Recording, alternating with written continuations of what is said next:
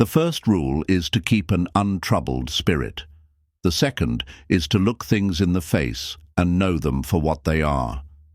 Marcus Aurelius. 7 ways to handle people who don't respect you. Have you ever felt that knot of frustration tightening in your chest when someone just doesn't get it? They talk over you, dismiss your feelings, or treat your time like it's some optional extra. It's like they operate in a world where respect is a foreign language. If you're tired of being the doormat, the person who silently absorbs disrespect, then this video is for you. Today, we're diving into 7 honest, perhaps even a little bold, ways to handle those who disrespect you without losing your cool or your precious self-respect. By the end of this video, you'll have the tools to draw your line in the sand, making it crystal clear where you stand and demanding the respect you deserve. Let's get started, shall we? Number 1, the unwavering gaze. We've talked about the silent stare before, but let's go deeper. The unwavering gaze isn't just about looking, it's about seeing. It's about piercing through the fog of their disrespect and confronting them with your unwavering presence. Imagine someone is being rude, interrupting you, or perhaps making a snide comment. Instead of immediately reacting, which is often what they're hoping for, you shift your focus. You turn your full attention, not just your eyes, but your entire being, towards them. You look at them with a calm, focused, and steady gaze, without flinching, without looking away, and without an expression of anger or upset. You simply see them. It's like you're saying, "I am fully aware of your behavior, and I am not going to be drawn into your drama." This isn't about a staring contest. It's about asserting your presence. It's about communicating without words that you are not a pushover and that you're not going to be moved by their attempts to get a reaction out of you.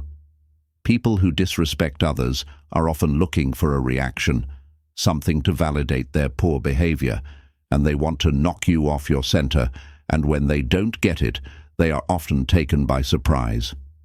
This is a shift in power dynamics. You're no longer playing by their rules, but you are establishing your own. You see, this unwavering gaze isn't aggressive. It's a declaration. It says, "I see you. I see what you're doing, and I'm not going to play your game." I remember a time when I was in a meeting, and a colleague kept interrupting me, speaking over me, with little side remarks, like she was doing her best to undermine me. It was so frustrating. My blood was boiling, and I knew I could yell back. I could say something mean, or I could choose a different path. Instead of snapping back, I just looked at her. I met her eyes with this unwavering gaze, a calm and steady gaze, without saying a word, and she started fumbling, stuttering a bit, and then she actually stopped for the rest of the meeting. It felt so powerful. The power shifted, just like that. It's a silent but profound way to claim your space, to hold on to your energy, and to make them confront their own actions. As Epictetus said, "It's not what happens to you, but how you react to it that matters." The unwavering gaze is your way of choosing not to react, but to respond with presence and poise. It's more than just a look. It's a statement. Try it out and see how the energy shifts, and more importantly, how it makes you feel. Number 2, the power of the pause. You see, so often, when someone disrespects us, we feel this urgent need to fill the air with words, to defend ourselves, to justify our existence, as if we have to defend our space. It's like this internal pressure to quickly make things right, to fix things quickly, because we are uncomfortable when others are uncomfortable. But what if I told you that the most potent response is sometimes no response at all? I'm talking about the strategic pause. This isn't just about keeping your mouth shut.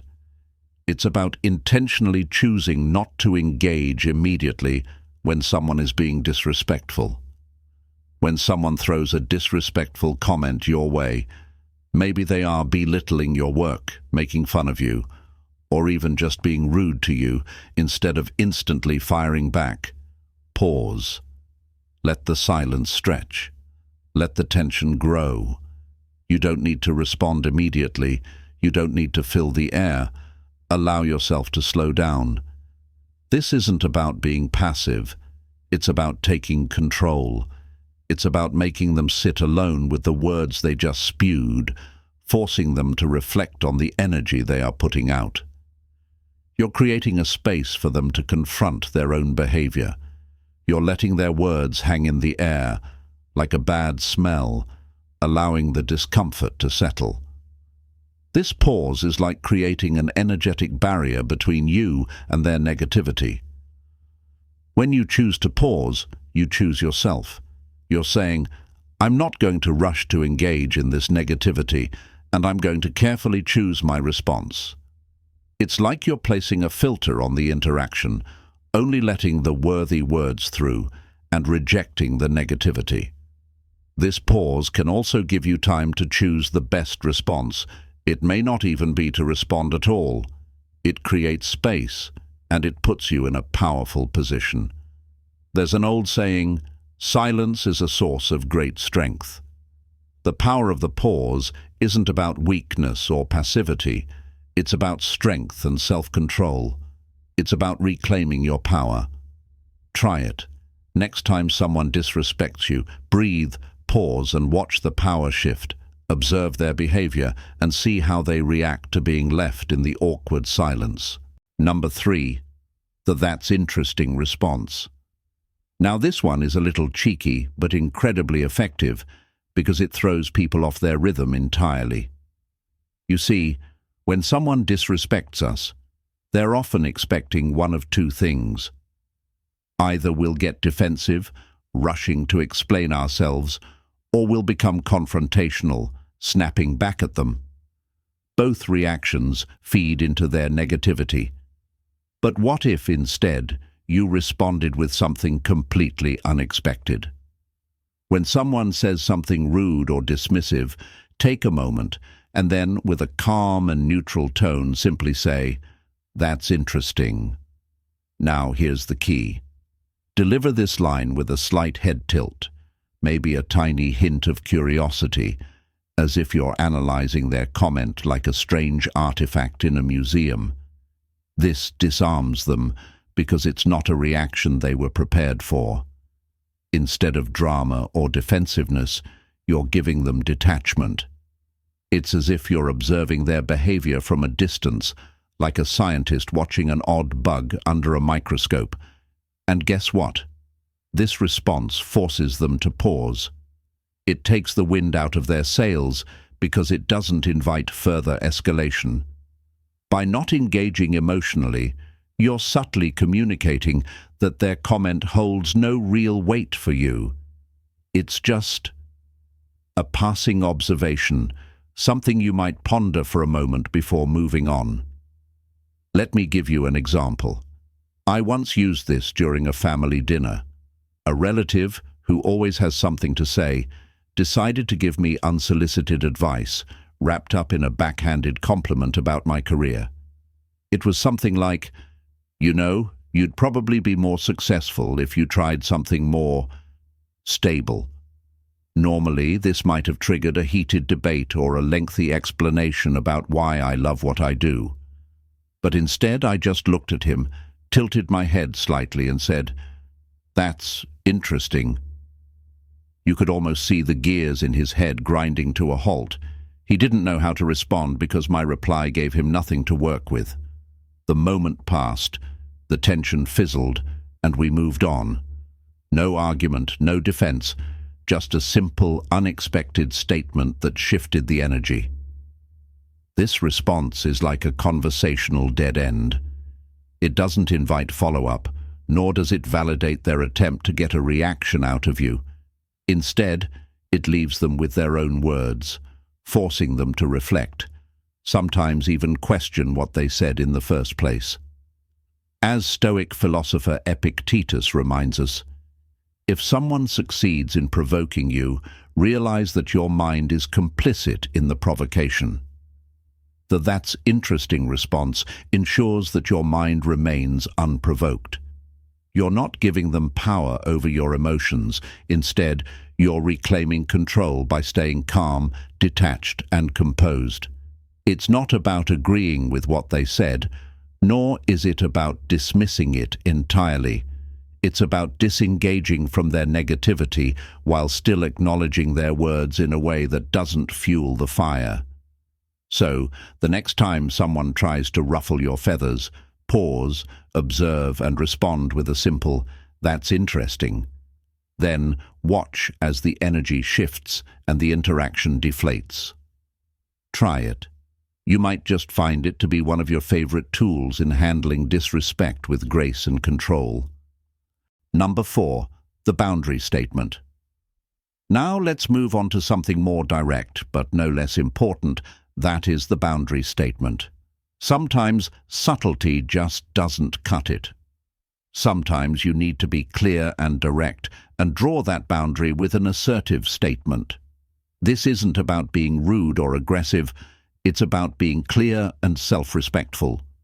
It's about stating exactly what behavior is unacceptable and what behavior you will tolerate, without aggression or anger. It's about making sure that your boundaries are clear. It could sound like, "I don't appreciate being spoken to that way," or "That's not okay, please don't do that again," or even, "When you do X, it makes me feel Y, please stop."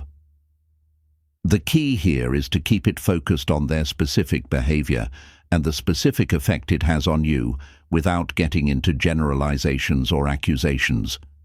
You are not blaming them. You are stating your need. You are not assuming intentions, but focusing on observable behavior. Notice that you're using I statements. You are taking ownership of your feelings and reactions. It is about you and not about their intentions. You are stating your boundaries and your limits. These statements are not opportunities for negotiation. This isn't an open discussion. This is a clear, "This is where my boundaries are." You are being firm, but not aggressive. Remember, you're not asking for permission. You're stating your needs. You have the right to create boundaries that help you feel safe and respected. When you start expressing your boundaries with confidence, people who are used to disrespecting you start to realize you're no longer the same easy target, and they will think twice before acting the same way with you again. The more you practice setting boundaries, the easier it will get. Number 5, the strategic exit. Sometimes, no matter how much we might want to engage, no matter how much we might want to set a boundary, the best way to handle disrespect is to simply remove yourself from the situation immediately. You do not owe your presence to anyone who treats you poorly. It's okay to walk away. It's okay to put your well-being first. This isn't a sign of weakness. It's a strategic move to protect yourself, to not put yourself in a situation where you will be further harmed or disrespected. It's a declaration that your time and your energy are valuable and that you are not willing to waste them on people who are draining, and that they do not deserve your presence. It's important to understand that you don't have to endure disrespect for the sake of being polite. You do not owe an explanation for the energy that you decide to keep for yourself. It could be something simple like, "Excuse me, I need to go," or "I have to leave now," and then simply remove yourself from that situation.